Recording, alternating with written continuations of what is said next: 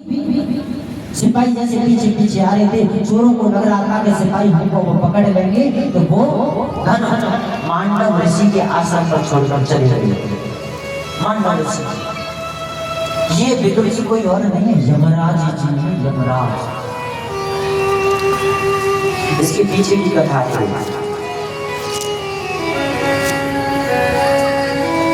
कह दिया राजा के सिपाही थोड़ी देर बाद आए, उन्होंने सोचा कि ये मानव कितना ढोंग कर रहा है, कितना ढोंग कर रहा है, बताओ धन को चुरा कर ले आया है और यहाँ पर समाधि में लीन है, ऐसे सोचता है कि इसको कुछ मालूम ही नहीं है।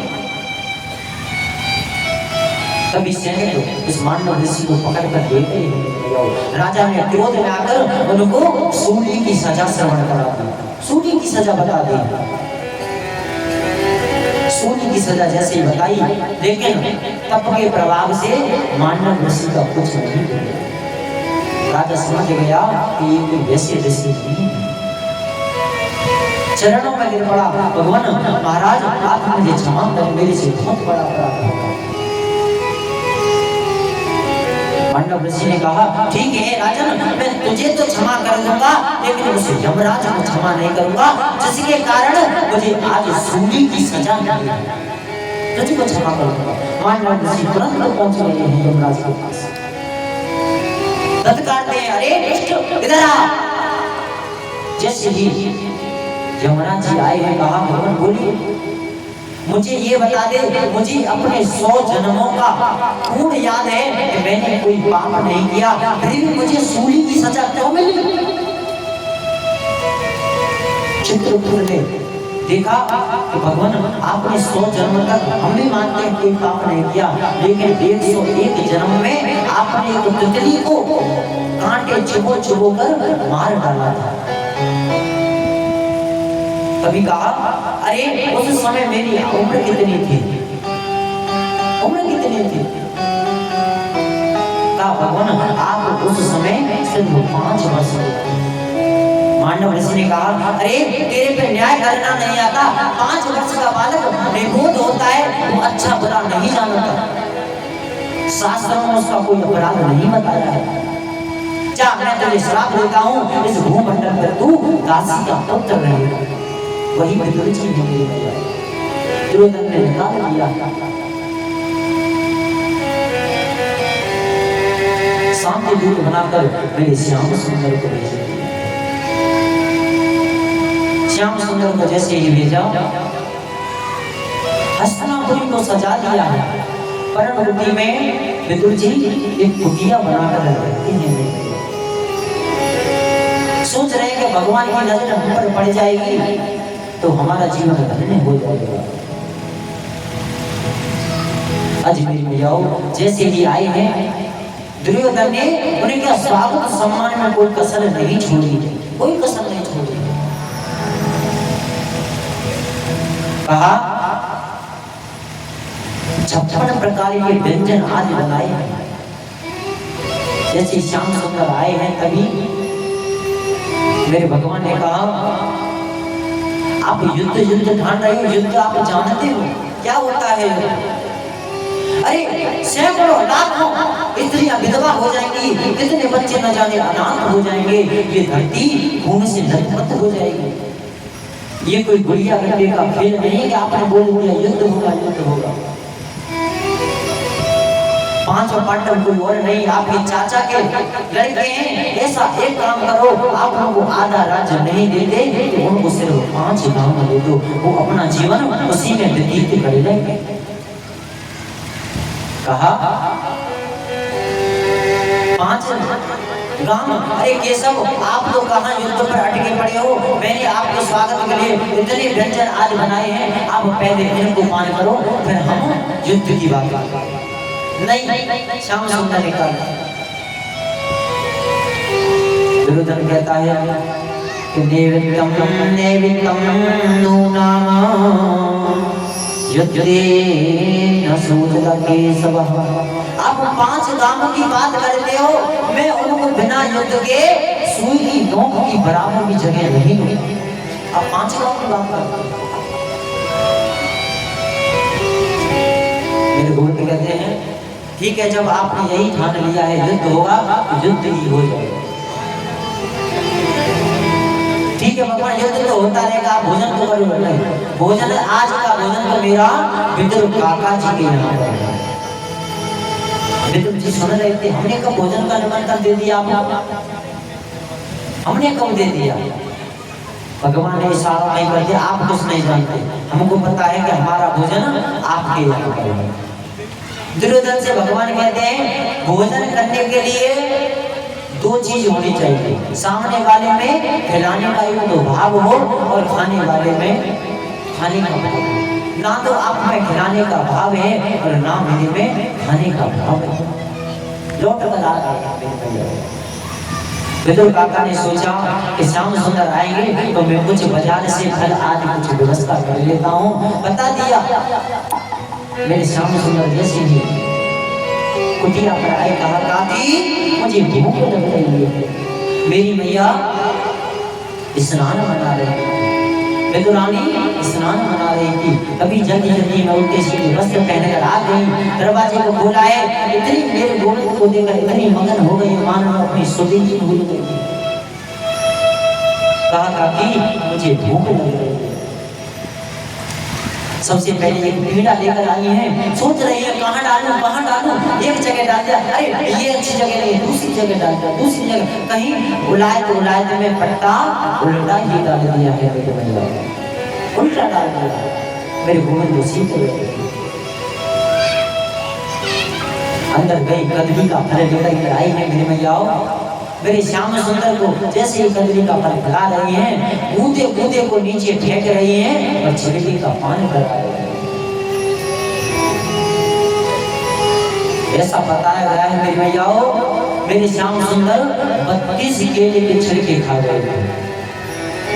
32।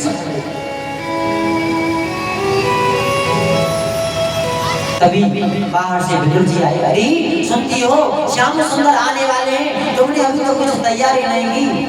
विदुरानी कहने लगी आने वाले नहीं है प्रभु, वो तो कब से अंदर विराजमान है। लो मैं नाश्ता लेके आया हूँ, भोजन आज पानी करा दो, करा दो, मैंने तो करा दिया है। जैसे ही अंदर गए, अरे पागल तूने क्या किया? लोकपति को आज तुमने केले के छिलके खिला दिए।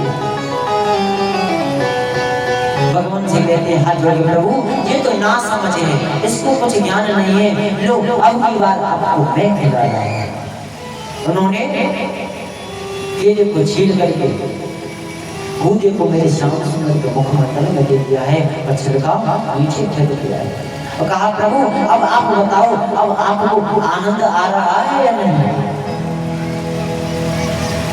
मेरे श्याम सुंदर कहते हैं काका अगर ना दे पाओ तो अच्छी बात है, क्यों?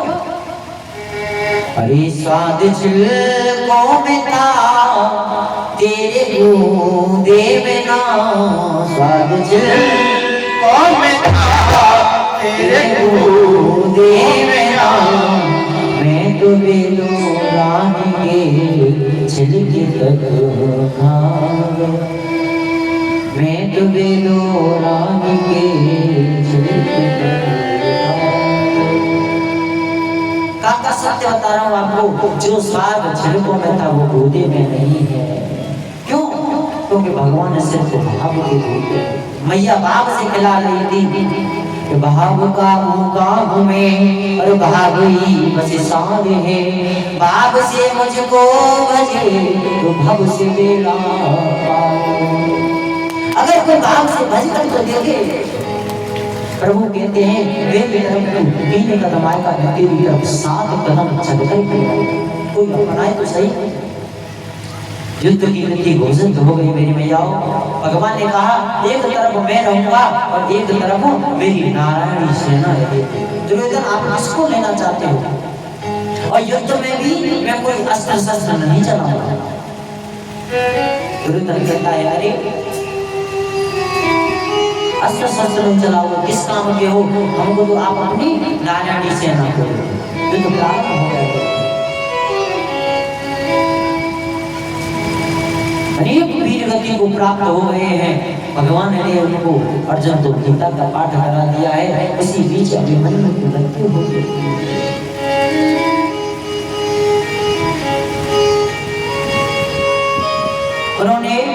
युद्ध इतना भयंकर हुआ मेरी मैयाओं। श्याम सुंदर ने प्रतिज्ञा ली थी कि मैं हथियार नहीं उठाऊंगा। उधर भीष्म पितामह ने भी प्रतिज्ञा कर ली थी कि शांतन सुत न कहा हूँ जो हरि पे हथियार न उठाऊंगा। मैं भी देखता हूँ शांतन सुत नहीं होगा अगर मैं आपका हथियार न उठाऊंगा। फिर श्याम सुंदर जब अर्जुन को विपद आई उस रथ के पहिए को ही लेकर दौड़ पड़े हैं मेरी मैयाओं। रथ के पहिए को लेकर ही दौड़ पड़े हैं, क्योंकि भगवान खुद कहते हैं कि मोरे वचन पढ़े जागे का भक्ति वचन संतरे का। जो भक्त का वचन होता है उसको कभी मैं झूठा नहीं होने देता, कभी नहीं होने देता। युद्ध स्थल में इसी बीच मेरी मैयाओं गांधारी को लगा कि मेरा कौरव वंश नष्ट हो जाएगा। तभी अपने पुत्र को कहा बेटा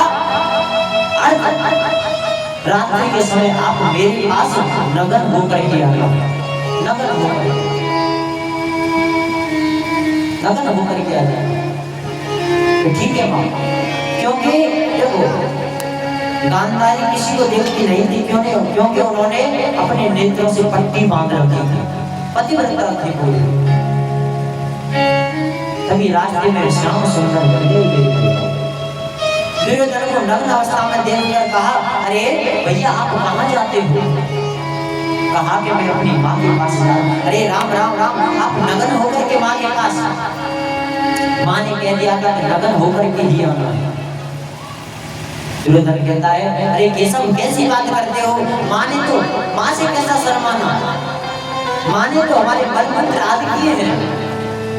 मेरे श्याम सुंदर जानते हैं कि ये गांधारी इसको वज्र का बना दे, फिर इसकी मृत्यु होना नहीं हो पाई, कैसे भी नहीं हो पाई। कि तन की जाने मन की जाने, अरे जाने चित्र की चोरी। मेरे श्याम सुंदर सब कुछ जानते हैं। अगर ये वज्र का हो गया तो इसकी मृत्यु नहीं हो सकती। इसलिए कह दिया अरे वो दिन कुछ अलग थे। अच्छा वस्त्र के लिए मना किया है तो आप एक कार्य करना, आप अपनी जंघाओं पर केले के पत्ते लपेट कर चले जाओ। अच्छा केले के पत्ते लपेट कर भेज दिया। कहा गांधारी कहते बेटा कोई और तो नहीं? नहीं कोई नहीं। ठीक है, धीरे धीरे जैसे पट्टी खोली ऊपर से नीचे तक देखती है तो क्या देखती है? उसकी जंघाओं पर केले के पत्ते लगे हुए। कहती है अरे बेटे तुझे रास्ते में कौन मिला था? भैया मुझे रास्ते में केशव मिले थे। उन्होंने ऐसे कह दिया कि नग्न अवस्था में मत जाओ। अरे आज मैं तुझे वज्र का बना देती, लेकिन अब तू सिर्फ जंघाओं से बचा जाएगा। गांधारी ने फिर श्याम सुंदर को श्राप दे दिया, जिस प्रकार मेरी आंखों के आगे मेरा कौरव वंश नष्ट हो रहा है, मैं भी आपको श्राप देती हूँ। आपके आगे आपके यदुवंश भी नष्ट हो जाएंगे और आप कुछ नहीं कर पाओगे। इस श्राप था। ब्राह्मण जो भक्त होगा ना, ऐसा नहीं तलवार से आपको मारेगा, वही श्राप नहीं। सिर्फ जिज्ञा से कटु वचन बोल दिया तो मान लो आपका न जाने क्या होगा। इसलिए कहते हैं संत ब्राह्मणों की इज्जत किया करो, सिर्फ शुभ आशीर्वाद दिया करो। दुर्योधन की जंघाओं को तोड़ दिया है मेरे भैयाओं, युद्ध स्थल में पड़ा है। विजयश्री की रात्रि पांडव मना रहे हैं मेरे भैयाओं। तभी वहां पर अश्वत्थामा का आगमन हुआ है। गुरुपुत्र द्रोणाचार्य का अश्वत्थामा आ गया है। अपने मित्र को देखकर कहता है मित्र आप कैसे यहाँ पड़े हो? ये दशा आपकी किसने की है? तभी दुर्योधन कहता है पांचों पांडवों ने भेजे ये हालत करिए। अश्वत्थामा कहता है आप चिंता ना करो, मैं पांचों पांडवों को अवश्य मृत्यु दंड दूंगा, मैं आपका बदला अवश्य लूंगा, अवश्य लूंगा। श्याम सुंदर जानते हैं अश्वत्थामा मारने के लिए आ रहा है। तभी क्या होता है, उन्होंने कहा युद्ध स्थल में भीष्म पितामह को बाणों से छलनी कर दिया था। कहा आज विजयश्री की प्राप्ति है तो आप एक काम करते हैं, अब तो आपका राज्य चलेगा, तो जो पितामह पड़े हैं ना तो उनसे कुछ राजपाट की शिक्षा प्राप्त करेगा। भीष्म पितामह को इच्छा मृत्यु का वरदान मिला हुआ था। कभी चल दिए हैं और पांचों पांडवों के नन्हे नन्हे शिशु उस कच्छामा का शयन कर रहे हैं। अश्वत्थामा चल करके आया है और उन पांचों शिशुओं के सर को गले से अलग कर दिया है। सिर को ले जाकर के उस दुष्ट को दुर्योधन को किया दिखा दिया कर लो, आप कहते हो पांचों पांडव नहीं मरेंगे, नहीं मरेंगे तो मारना। दुर्योधन सोचता है पांचों पांडवों को मारना कोई गाजर मूली का खेल नहीं है। अभी कहा कि आप हमारे लायक ठीक है, सबसे पहले मुझे आप भीम का सिर दे दो। जैसे सिर दिया है उसने, जैसे ही मसला छोटे बच्चे का सिर था चकना चूर हो गया। समझ गया, अरे दुष्ट तूने तो हमारे साथ बहुत अनर्थ कर दिया, तूने तो हमारे वंश को नामो निशान मिटा दिया। पांचों पांडवों के बाद अब तो मेरे चाचा के थे वो हमारा वंश आगे चलाते थे, लेकिन तूने तो वंश का नामो निशान ही मिटा दिया। दुर्योधन को एक वरदान मिला हुआ था मेरे भैया, जब उसे एक साथ दुख और एक साथ सुख मिलेगा ना तभी उसकी मृत्यु हो जाएगी। सुख जब मिल गया अश्वत्थामा ने कह दिया कि मैं पांचों पांडवों को मार लाया हूं, और दुख जब मिल गया कि हमारे वंश का नाम और निशान मिट जाएगा। आज दुर्योधन वीरवती को प्राप्त हो गया। आज मेरे भैयाओं भीष्म पितामह के पास जैसे ही पहुंचे हैं सभी, भगवान श्याम सुंदर कहते हैं अर्जुन ये बहुत नीति है बाबा, इनसे कुछ ज्ञान सीख लो। जब ऐसी बात कही तो द्रौपदी को हंसी आ गई। बाबा ने कहा बेटा जो अच्छे कुल की स्त्रियां होती है ना वो बुजुर्गों के आगे हंसती नहीं। आपको हंसी आई है, कोई ना कोई कारण अवश्य होगा, आप इस कारण को मुझे बताओ। द्रौपदी कहती है बाबा कोई कारण नहीं, कोई तो होगा, अवश्य होगा, ऐसा हो ही नहीं सकता। कि बाबा केशव कहते हैं कि आप नीति के हो, उस दिन नीति आपकी कहाँ गई थी जब सभा बीच में मेरी साड़ी खिंच रही थी? कहाँ गई थी, कहाँ गई थी आपकी साड़ी? बाबा कहने लगे बेटा आपका कहना सत्य है, सही है। क्यों? उस समय मैंने वो दुष्ट दुर्योधन का अन्न खा रखा था, लेकिन बाणों के प्रभाव से ये रक्त मेरा छलनी हो गया। कहते हैं ना कि जैसा खाओगे अन्न वैसा बनेगा मन, जैसा पियोगे पानी वैसी बनेगी वाणी।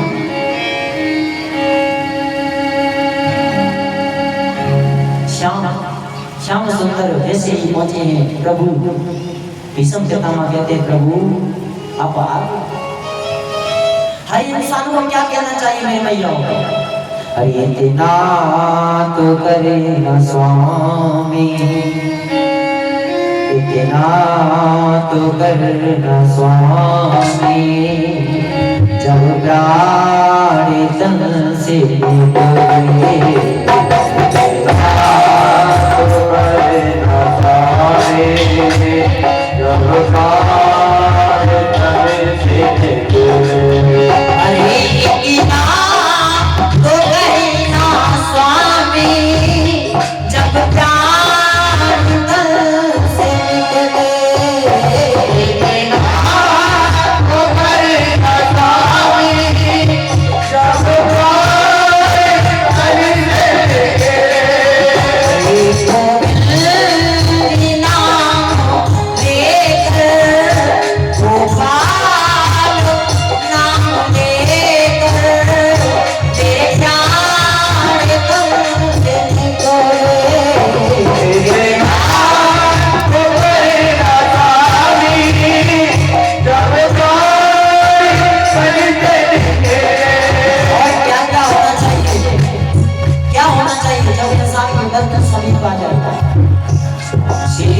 गंगा जी का तटे हो, यमुना का बंसी बटे हो। श्री गंगा जी का तटे हो, यमुना का बंसी बटे हो। श्री गंगा जी का तटे हो, यमुना का बंसी बटे हो। श्री गंगा जी का तटे हो, यमुना की का बंसी बटे हो। क्या होना चाहिए? मेरा सांवरा निकटी हो, मेरा सांवरा निकटी हो, मेरा सांवरा निकटी हो, मेरा सांवरा निकटी हो। जब प्राण तन से निकले इतना को कहे सवारी, जब प्राण तन से निकले एक हो दिल के नाम लेकर, गोपाल नाम लेकर, मेरे प्राण तन से निकले मेरा को कहे सवारी, जब प्राण तन से निकले। यही भक्ति का भाव होना चाहिए मेरे भैया। अरे श्री गंगा जी का तटे हो, यमुना का बंसी बटे हो। अरे मेरे सांवरा निकटी हो, मेरे प्राण तन से निकले इतना तो करेगा सांवरा। और प्रभु उस समय आप देर मत लगाना। अरे घनश्याम जल्दी आना, आकर मुझे बचाना। अरे कहीं देर ना लगाना, अरे कहीं भूले तुम न जाना। मेरे प्राण तन से निकले इतना तो कर देना सांवरा। इसके लिए आउट चल लो, मिला के चलो, कौन सा चल लो? जो पहले चल लो को भी चलाओ, अलग बज लो। आज मेरी भैयाओं नीति को ज्ञान करा करके जैसे ही लौट कर आए हैं मेरे भैयाओं, द्रौपदी ने देखा कि मेरे पांच पुत्र, पांच पुत्रों के दड़ी सिर नहीं। मान लो चीख मार कर निकली, अरे ये क्या हो गया, ये क्या हो गया। जिन भैया के पांच पुत्र मरे गए हो, उसके दिल से पूछो क्या बीती हुई है। अर्जुन कहने लगे मैं उसको जीवित नहीं छोड़ूंगा जिसका भी कृत्य है। पता चल गया अश्वत्थामा को पकड़ कर लेके आ रहे हैं, अश्वत्थामा को पकड़ के ले गया। द्रौपदी कहती है अरे बोलो बोलो मेरे कृष्ण प्यारे, पांच बेटा मेरे किसने मारे। मेरे पांच बेटों की गलती क्या थी, किसने मार दिया, किस दुष्ट ने मार दिया है। अश्वत्थामा को पकड़ के लेके आ गया। जैसे पकड़ के लेके आए भैयाओ, द्रौपदी से कहते हैं, अर्जुन कहते हैं कि मैं इसको जीवित नहीं छोड़ूंगा।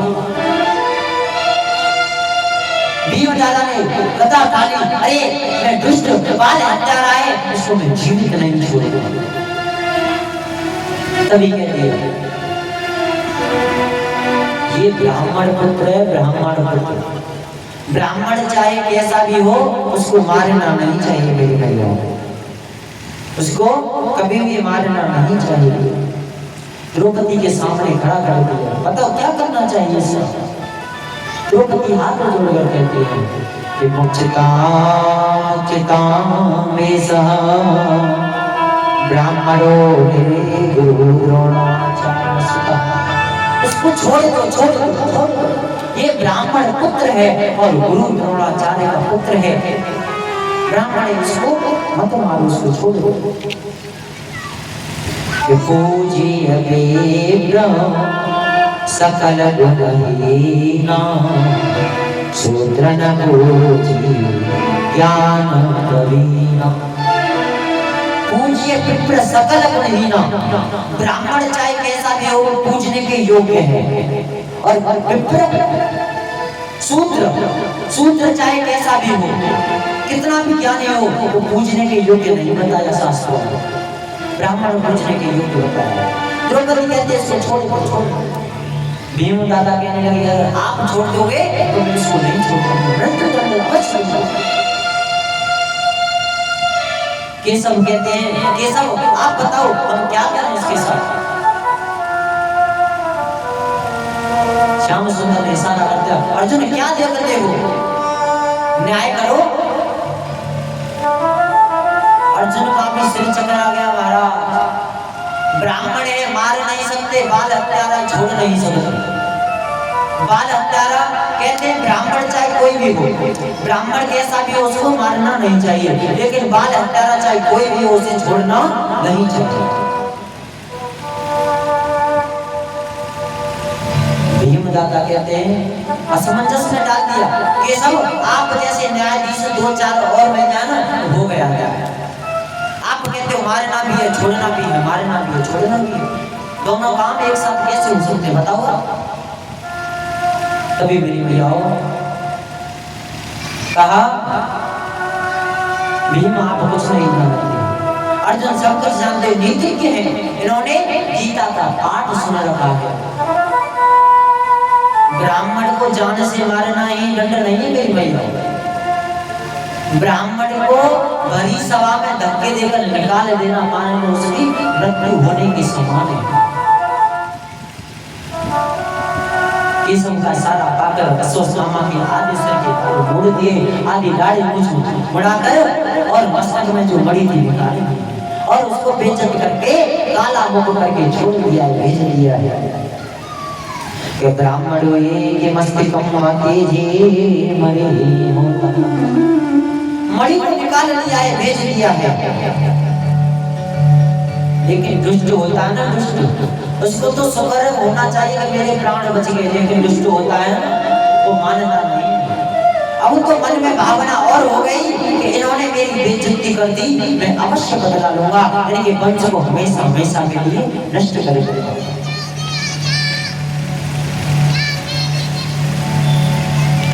तभी मेरी भैया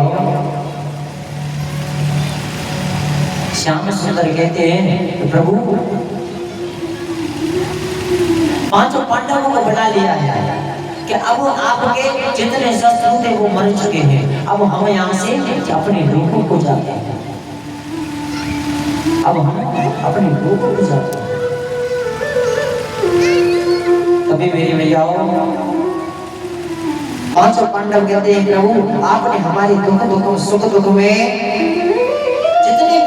सुख दुख हम पर आए, आपने हमारी मदद की, लेकिन अब सुख के दिन आए हैं तो आप हमको छोड़ के जाते हैं। ऐसा मत करो प्रभु, ऐसा मत करो,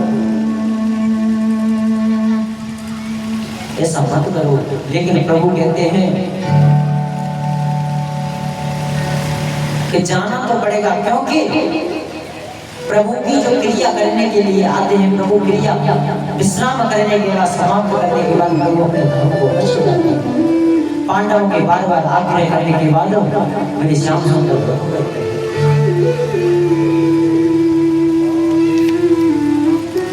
तभी मेरी भैया सूत जी बोले ऋषियों एक अश्वत्थामा को याद आ गया कि इनके वंश में एक और है शिशु जो अभिमन्यु की पत्नी है ना उत्तरा, उसके गर्भ में पल रहा है, मैं उसको भी समाप्त कर दूंगा। तुरंत मेरी मैयाओं ब्रह्मास्त्र छोड़ दिया। ब्रह्मास्त्र जैसे छोड़ दिया उत्तरा के गर्भ में प्रवेश करने वाला है। तभी प्रवेश करने के बाद उसको जनन पीड़ा होने लगी। उत्तरा ध्यान करके कहती है, प्रभु मुझे बचाओ, मान लो ऐसा कष्ट हो रहा है कि मेरे प्राण आज निकल जाएंगे, मेरे प्राण निकल जाएंगे।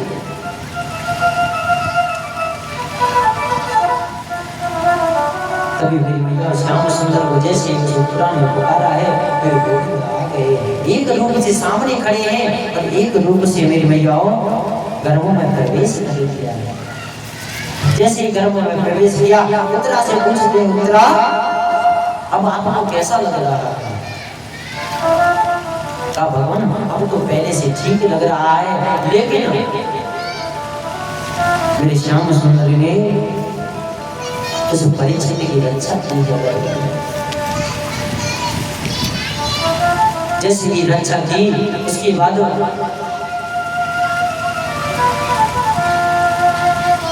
परीक्षित का जन्म जैसे ही हुआ है मेरे भैयाओं। परीक्षित का जन्म होते हुए ना पांडव, पूरे पांडव में खुशी की लहर गूंज रही है कि हमारे वंश को छुड़ाने वाला आ गया है। परीक्षित का जैसे ही जन्म हुआ, जन्म होते ही परीक्षित जी क्या करते हैं, वो बच्चा छोटा सा नन्हा सा शिशु सबकी तरफ देख रहा है, निहार रहा है, ध्यान रहा है।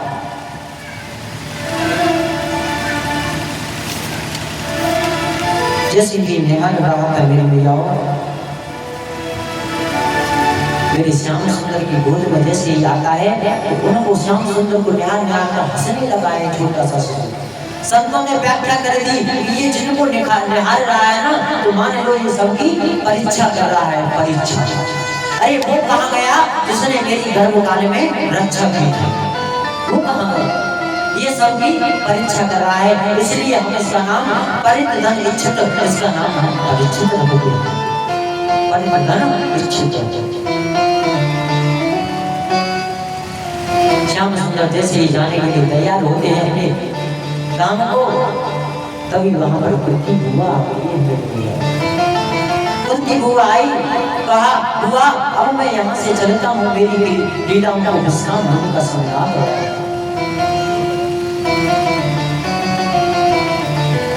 विश्राम होने का समय आ गया है। तभी मेरी भैयाओं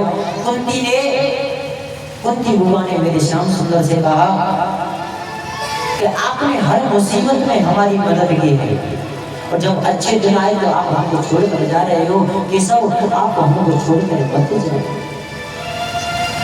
आप तो हमारे भगवान हो, भगवान। श्याम सुंदर ने कहा बुआ आज आपने मुझे भगवान कहा है, तो मैं भी आपको कुछ देना चाहता हूँ, मांग लो, आपको क्या मांगना चाहते हो? मांग लो, क्या मांगना चाहते हो? तो कुंती बुआ कहती है, विप्रा संत सस्वंत तत्र जगद्गुरो भवतो दर्शनम यत्या। मुझे विपत्ति में विपत्ति, दुख पे दुख दे दो, एक तो खत्म ना हो, दूसरा दुख शुरू हो जाए। बुआ आप कैसी बात करती हो, कैसी बात करती हो? क्यों?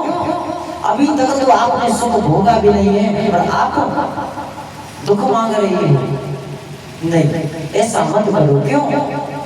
कुंती कहती है, सुख के माथे सिल पड़े, सुख के माथे सिल पड़े, जो हरि हृदय से जाए, बलिहारी व दुख की जो पल पल नाम जपा।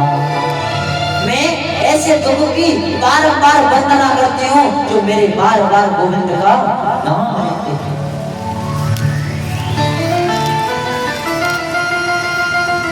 कुंती बुआ कहती है, मुझे देना चाहते हो दुख करो, दुख, और आप कहते हो सुख दे दो या दुख दे दो, ये दोनों तो आपके ही हैं, किसी और के थोड़ी है। हरि सुख भी मुझे प्यारे हैं,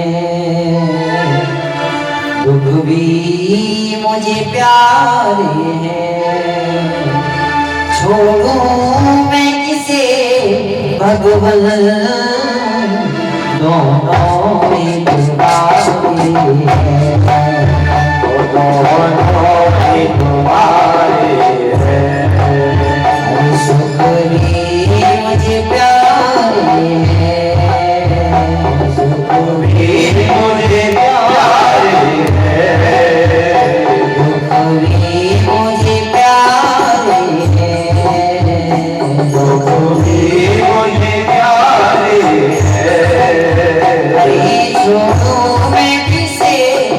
सब फल दोनों तुम्हारे हैं।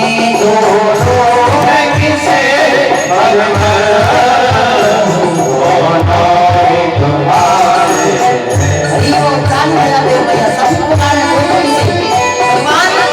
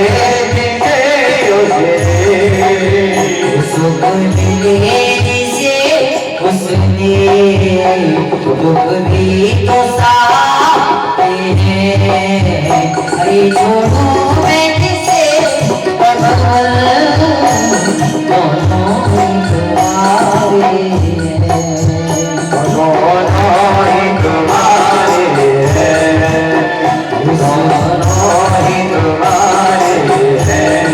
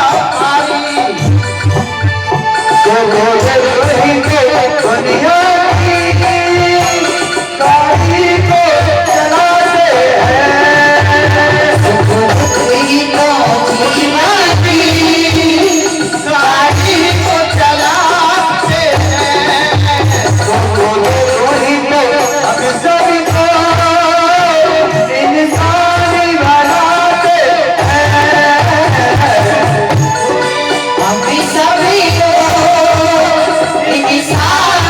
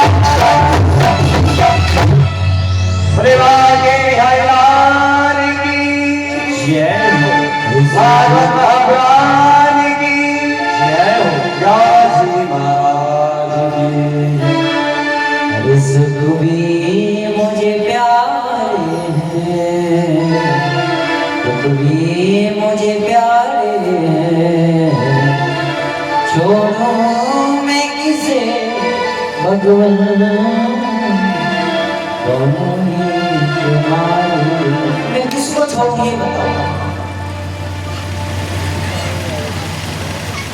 लेकिन आज फिर मैं आओ भगवान आज लीला होकर के अपने धाम को द्वारका के लिए चले जाते हैं। उधर राजा परीक्षित बड़े होते हैं, उनको धनुर्धर विद्या में भ्रमण करा दिया है, सिखा दी है पूर्ण तरीका से नीति आज सिखा दिए कि बेटा आप कभी भी संत और ब्राह्मणों को सताना नहीं। भैया 10-15 मिनट की बात हो रही है, बस 10 या 15 मिनट की बात है। परीक्षा जी को श्राप लग जाए उसके बाद विश्राम करते हैं, बैठ जाओ। 2 बजे तो आज हम गद्दी पर आए, हमने 1 बजे का समय दिया था। 3 घंटे कथा हुई है, बस 5 बजे ज्यादा नहीं बजे। कम से कम हम कथा में 4 या 5 घंटे लेते हैं, तब कथा होती है। 2 बजे आज हम खुद आए थे और शुरू होने में माने लो 2 से 2:30 बज जाता है। मंगलाचरण आदि ये होते हैं। तो मैया वाले से कथा का समय ठीक 1 बजे है। आप अवश्य आ जाओ। ये मत देखो कि अरे हमारे पड़ोसन आए तो हम कहीं जाऊंगा ना, ऐसा नहीं। हम जब आए थे शायद 8-10 मैया थी, हम जब आए थे ऐसा ना है, ठीक है। कल से समय कितना है? ठीक 1 बजे। आप जितनी लेट आओगे फिर हम इतनी लेट आपको छोड़ पाएंगे। आगे कथा में चलते हैं, थोड़ा जल्दी जल्दी चलेंगे क्योंकि समय का अभाव है। मैया चरण नहीं करें, ठीक है। हम आगे कथा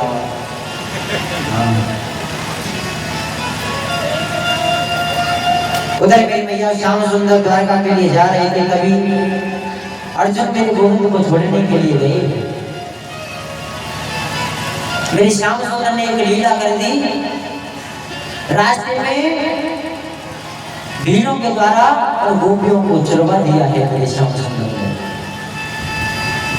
तभी भीम दादा ने कहा, वैसे ही लौट कर आए थे, कहा कि आप अकेले क्यों आ गए, गोविंद को क्यों नहीं लेकर आए। तभी उन्होंने सारा वृतांत बता दिया, कह दिया कि अब यहाँ हमारा रुकना ठीक नहीं। समस्त पांडव राजा परीक्षित को ज्ञान उपदेश देकर के बेटा कभी संत और ब्राह्मणों को सताना नहीं, हो सके तो अपनी प्रजा का पालन करना।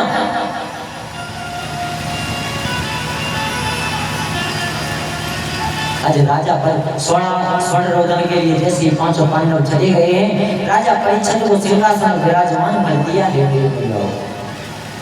राजा परीक्षित पहले कहते थे, पिताश्री मेरी आयु बहुत सूक्ष्म है, छोटी है, इतने बड़े लोगों को मैं कैसे संभाल पाऊंगा। लेकिन उनको समझा बुझाकर बिठा दिया है। राजा परीक्षित के राज्य में मेरी मैया कोई ताला नहीं लग रहा है। गाय मैया अपने आप को दूध देती है, कहीं भी चोरी चोरी आज चोरी डकैती कुछ नहीं है। बहुत ही शांत वातावरण है मेरे। राजा परीक्षित कहते हैं कि मेरा इतना सुंदर राज्य है मानो कोई चिंता ही नहीं है। ऐसा राजा ना आज तक हुआ मेरी मैयाओं, ना कभी होगा। एक दिन परीक्षित ने देखा कि एक गाय एवं बैल को एक चांडाल अहंकार रूपी डंडे से पीटता हुआ जा रहा है।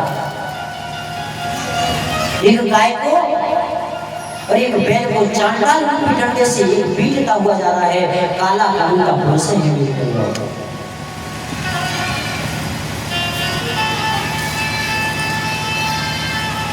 राजा परीक्षित ने पूछा, अरे दुष्ट तू कौन है जो गाय एवं लंगड़ी बैल को इतनी ताड़ना दे रहा है, इतना मार रहा है? तुझे पता नहीं कि ये राज्य किसका है? ये राज्य राजा परीक्षित का है। और राजा परीक्षित के राज्य में ब्राह्मण संत गाय थी, ऐसा कैसे हो सकता है? अब तू कौन है? तभी वो काला पुरुष कहता है। लेकिन राजा परीक्षित ने सबसे पहले उस गाय से पूछा, हे देवी आप कौन हो जो इस दुष्ट से इतनी ताड़ना सहन कर रही है? तो उस गाय ने जवाब दिया, अहम पृथ्वी राजनम धर्मः रूपेण ब्रह्मानता। मैं कोई और नहीं, मैं पृथ्वी हूँ, पृथ्वी, मैं कोई और नहीं हूँ। और जो ये बैल है ये कोई और नहीं है, ये धर्म है, धर्म। और ये जो काला पुरुष है ना, ये जो हमको मार रहा है, ये कोई और नहीं, ये कलयुग है, कलयुग। आगे कलयुग आने वाला है और कलयुग में गाय ब्राह्मण संत इनको ताड़ना दी जाएगी।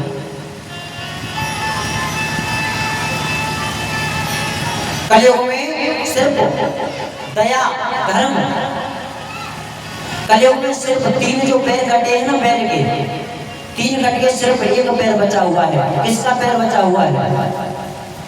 किसका बचा है भैया? सिर्फ कलयुग में जो पैर एक बचा हुआ है ना बैल का, वो दान का पैर बचा हुआ है। दया खत्म हो गई, धर्म खत्म हो गया, कोई किसी का दया नहीं करता आजकल, सिर्फ दान का पैर बचा हुआ है। तन पवित्र सेवा किए और धन पवित्र किए दान, मन पवित्र हरि भजन सो होत जीव कल्याण। जो धन होता है ना, धन सिर्फ दान का बचा हुआ है मेरे भाई लोग। इसीलिए हर इंसान को ऐसा नहीं है, हर इंसान को अपनी कमाई का 10वां अंश अवश्य दान करना चाहिए। हर इंसान को धर्म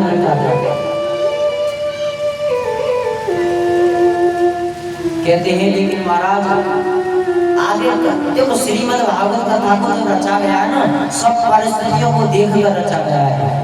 सोचने लगे महाराज आप 10 अंश की बात कर रहे हो, कलयुग में खर्चा 1 रुपया, आमदनी 10 रुपया हो जाएगी,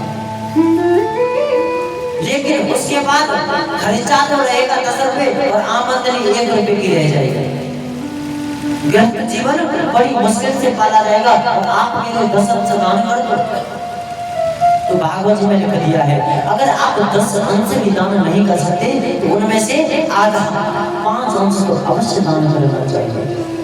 अच्छी यहाँ तक कह दिया है, अगर आप 5 अंश भी दान नहीं कर सकते तो 2 अंश तो हर व्यक्ति को दान करना चाहिए, 2 अंश तो अवश्य। इसलिए मेरे भैयाओं अवश्य न जाने किसी के पास कैसी कमाई आ जाए, कैसी कमाई आ जाए। जो अधर्म का दाम न होता है ना मेरे भैयाओं, भगवान ना करे किसी के साथ सिर्फ 2-3 जगह लग जाता है। ये तो कोर्ट और कचहरी में डॉक्टर के पास जाते रहे, कभी सुख नहीं मिल पाएगा इंसान। मान लो एक कुआं है, समझना हमारी बात को। एक कुआं है और कुएं में से हम निरंतर जल पान कर रहे हैं, जल निकालते हैं, जल निकाल रहे हैं, तो वो जो कुएं का जल है पीने के योग्य बना हुआ है ना। अगर आप निरंतर निकालते रहोगे पीने के लिए, पीने के योग्य रहेगा। उसी कुएं को आप 1 या 2 महीने के लिए बंद कर दो, क्या वो जल पीने के योग्य बचेगा? आप बताओ, नहीं बचेगा। ऐसे ही ये धन है, न जाने कहां से कैसा आ गया। इसलिए हर व्यक्ति को धर्म की जगह, जहाँ धर्म चल रहा हो, धर्म की कथा आदि हो रही हो, अवश्य दान करना चाहिए सामर्थ्य के अनुसार। जैसे भगवान ने आपको बनाया है ऐसा अवश्य दान करना चाहिए।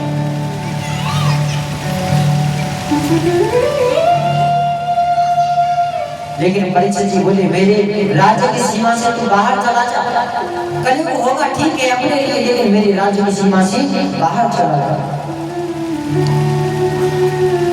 अगर तू मेरी प्रजा में रहेगा पूरी प्रजा को झूठा कर देगा, लड़ाई झगड़ा द्वेष भाव आदि उत्पन्न कर देगा, चला जा।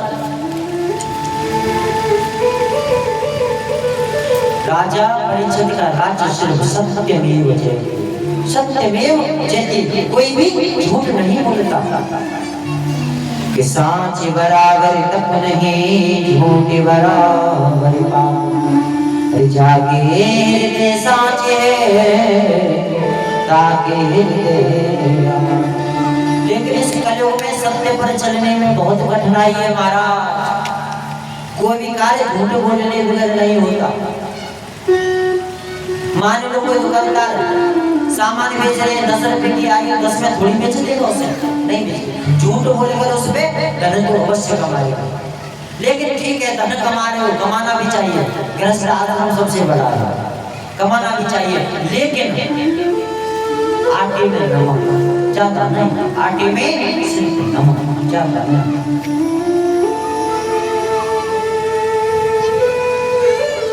कलयुग की ऐसी महिमा है महाराज कि झूठ बोल, सांच बोल, पटट बोल, और झूठ बोल कहूँ बोल।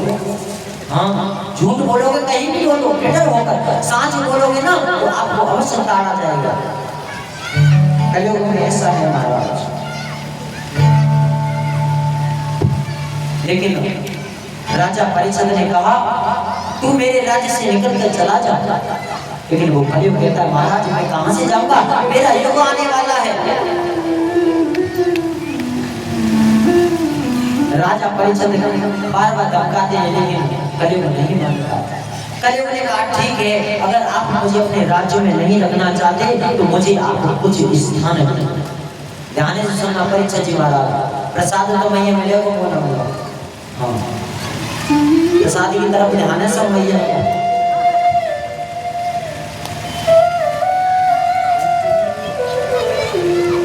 कितने स्थान मांगे महाराज कोई बताएगा कलयुग में? 4 स्थान और 4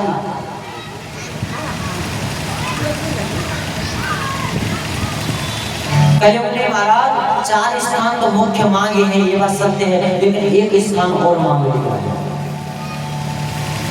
आज कलयुग बलिदान मांग रहा है राजा परीक्षित से, सुनना ध्यान से।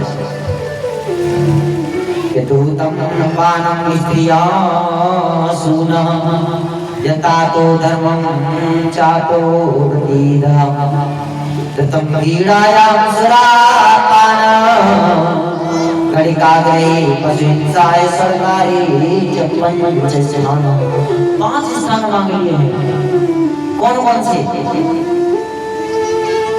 दूतम पानम, जहाँ जुआ का पान होता हो, दूतम पानम जुआ चलता हो, शराब मदिरा आदि चलती हो, पर स्त्री गमन, जहाँ पर स्त्री का गमन होता हो, मांस, जहाँ मांस का भक्षण होता हो वहाँ कलयुग का वास होता है।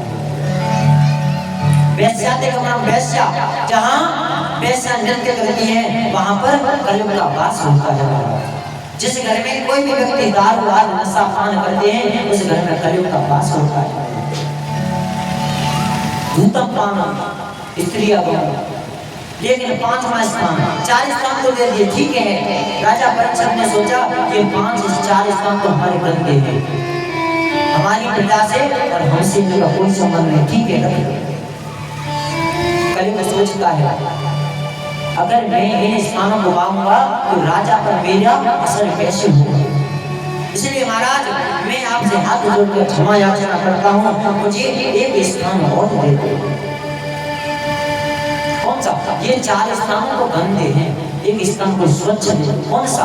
स्वर्णकारे, सोने में भी मेरा वास हुआ, सोने में भी मेरा वास हुआ। अब यहाँ पर मेरी मैया हर एक सोने में ना है, जो बेईमानी की धन से कमाया हुआ, बेईमानी से जो धन कमाया उससे सोना बना है, उसमें कलयुग का वास रहता है। जो ईमानदारी से एक एक पाई जोड़कर धन कमाकर सोना होता, उसमें कलयुग का वास नहीं। हमारे ब्रज में कहते हैं इसलिए कि सोनो होयो भी करो और सोनो पायो भी। कह दिया ठीक है, 5वां स्थान में आपको दे देते हैं। 5 स्थान देकर राजा परीक्षित बड़े बड़ी भवन में जैसे ही आते हैं, उन्होंने देखा कि एक बहुत पुराना संदूक है, बहुत बड़ा। राजा परीक्षित ने सोचा हमारे पूर्वज चले गए, हम भी तो देखें हमारे पेट क्या क्या छोड़ करके गए।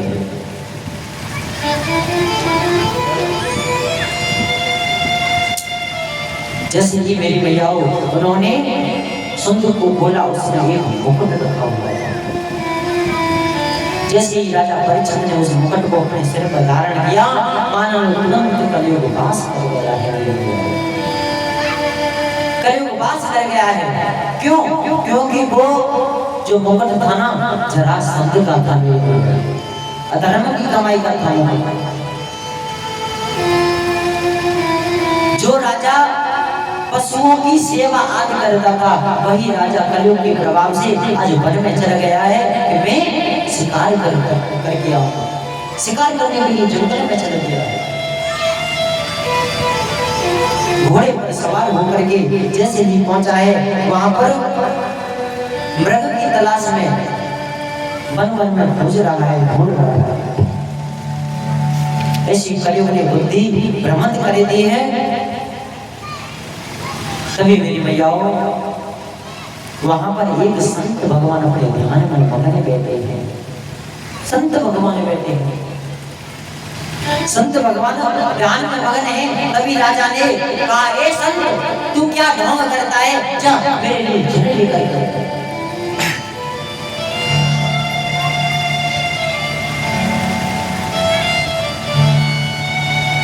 तभी मेरी मैयाओं आज वो राजा जो संतों की सेवा करता था, वन में जाकर के पूछता था, महाराज आपको कोई कष्ट तो नहीं? वही आज राजा कलयुग के प्रभाव से उस संत को ताड़ना दे रहा है, जा ढोंग कर रहा है मेरे लिए, जल लेकर आ। संत भगवान समाधि में लीन थे, तभी उनको कोई ध्यान नहीं, कौन आया कौन गया, नहीं कुछ नहीं।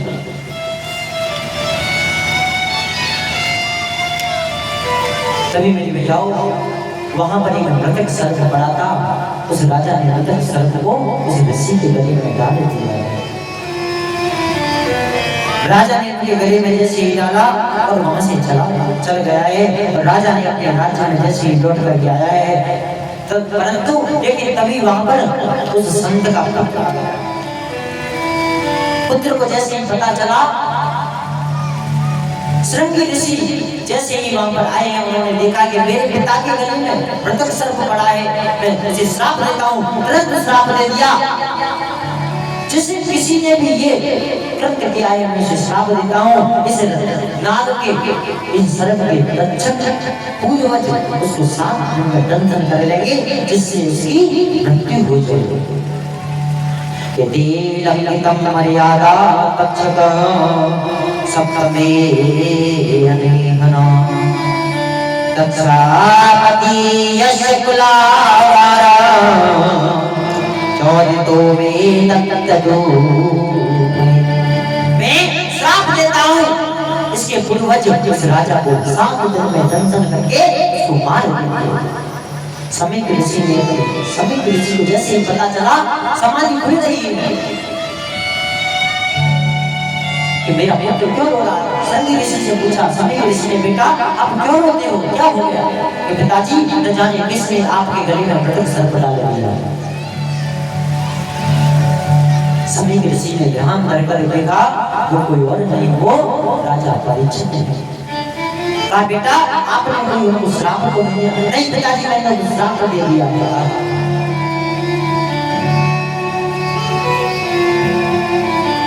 श्राप दे दिया है, इसके कच्छप पूर्वज 7वें दिन इस राजा को बंधन कर लेंगे।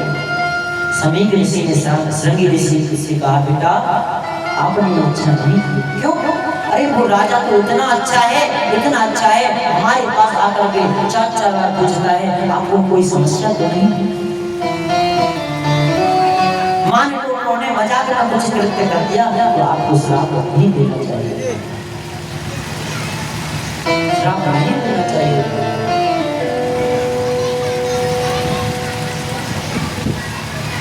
कभी भी नहीं आओ।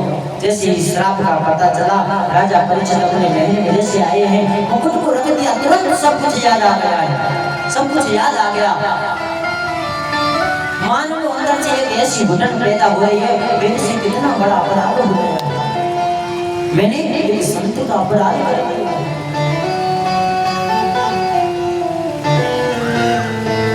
तभी समीक ऋषि ने भूरी श्रृंगी नाम के ऋषि को भेज दिया, कह दिया उस राजा को कह दो कि मेरे पुत्र ने उसको 7 दिन बाद मरने का श्राप दे दिया है, अपनी मुक्ति का कोई उपाय ढूंढे, अपनी मुक्ति का कोई उपाय ढूंढे। समीक ऋषि राजा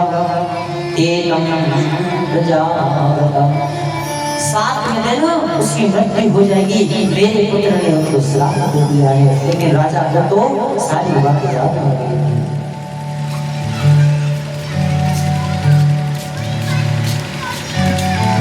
राजा परीक्षित को तो श्राप लग गया, ठीक है। अब हमको ये बताओ, थोड़ी सी कथा और आगे बढ़ाएंगे, आरती करा अब ना बढ़ाओ।